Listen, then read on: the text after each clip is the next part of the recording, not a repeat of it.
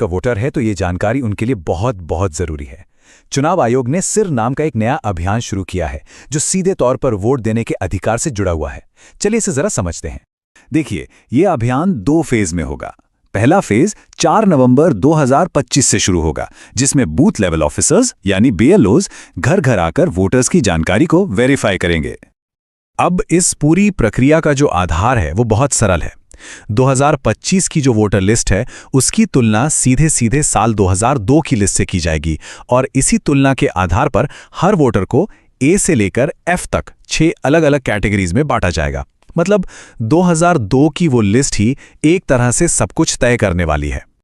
तो सवाल ये उठता है कि किसी को कौन सी कैटेगरी मिलेगी। इसके लिए ना 2 मुख्य चीजें देखी जाएंगी। पहली, वोटर की उम्र, और दूसरी, 2002 की वोटर लिस्ट में उनके परिवार का नाम है या नहीं।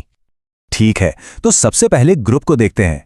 ये वो लोग हैं जिनकी उम्र 38 साल या उससे ज्यादा है, यानी जिनका जन्म 1 जुलाई 1987 को या उससे पहले हुआ है।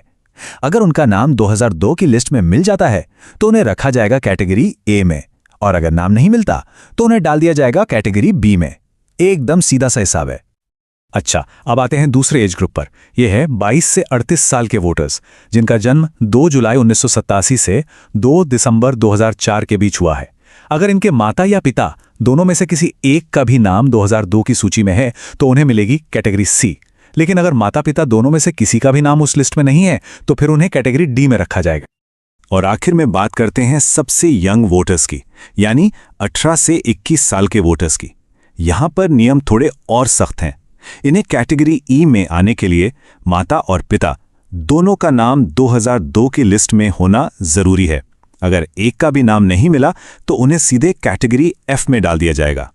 तो ये जो ABCD कैटेगरीज हैं, इनका आखिर मतलब क्या है? इसका जवाब मिलता है हमें दूसरे फेज में। आपकी कैटेगरी ही ये तय करेगी कि आपको अपना वोट देने का अधिकार बनाए रखने के लिए कौन से और कितने डॉक्यूमेंट्स जमा करने पड़ेंगे, और कुछ मामलों में अपना वोट देने का अधिकार बचाने के लिए इतने डॉक्यूमेंट्स तक देने पड़ सकते हैं। चलिए इस टेबल को जरा ध्यान से समझते हैं। अगर कोई कैटेगरी A में है तो बहुत बढ़िया, उन्हें कोई प्रूफ नहीं देना होगा।